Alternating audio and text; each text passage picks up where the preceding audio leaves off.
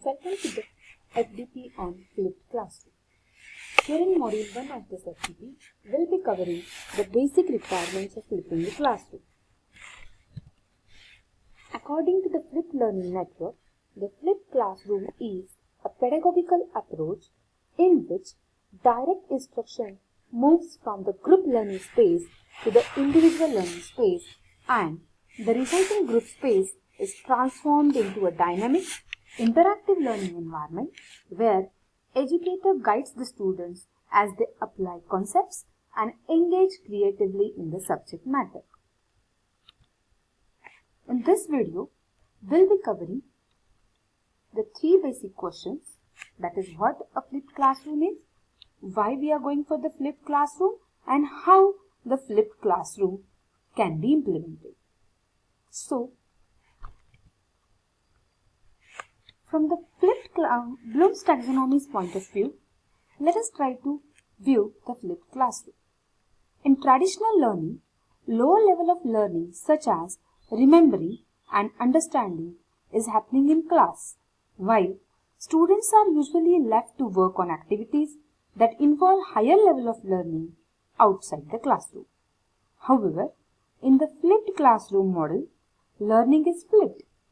As you can see from the pyramid, students can finish the lower level of cognitive work before the class, and when they come to class, they can be engaged in higher cognitive levels of learning with peers and the teachers. Now, when we go for this flipped classroom, a basic question is why we should go for it. Flipped learning is sometimes referred to as inverted learning due to the structure of the class. Instructional contents are delivered outside the classroom via some means of technology, while the skill development like practicing, projecting, active learning is done in the classroom with collaboration from the instructor. Essentially, the homework now becomes the classwork and vice versa. This approach allows the students to work at their own pace and review materials as needed. This can be especially beneficial when you have classes of varying skill levels. It also saves the instructor's time in the classroom since they don't have to keep going over the same material. Thus, time spent on the active learning activities increases. Similarly, having materials online also allows the students who miss a class, and now they can access the material as and when they want, and thus they don't fall behind. Now, when we go for this flipped classroom implementation, there are 6 basic steps that one is required to follow. Those are plan, record, share, change, group and regroup. Let us have a look on this plan. Here we are required to figure out which lesson in particular we want to flip. Let us outline the key learning outcomes of that lesson and let us make a lesson plan. When we want to record, instead of teaching this lesson in person, make a video.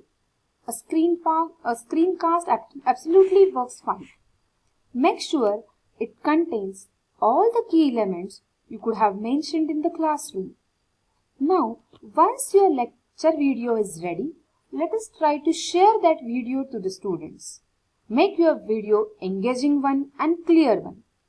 Explain the video's contents in a well and interesting manner.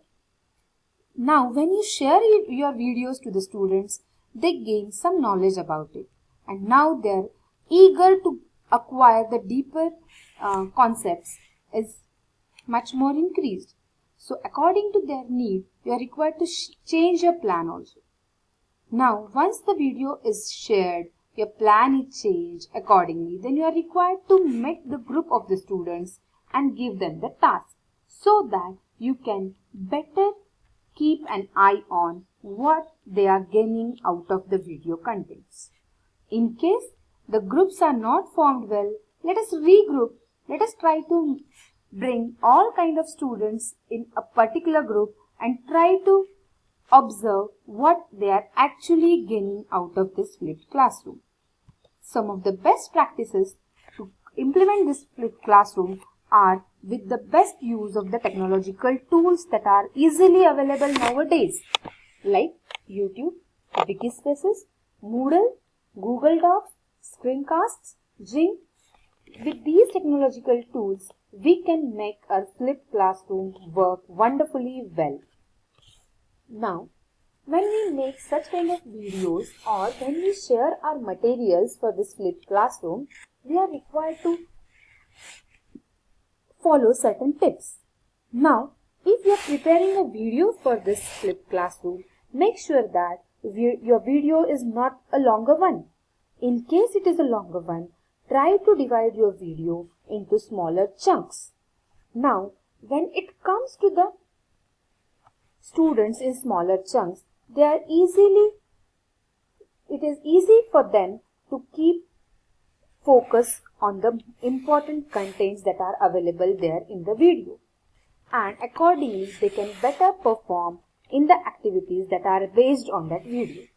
When it comes to assessing whether are they really getting something out of it, the very important thing that play a role here are the activities that we plan on that video.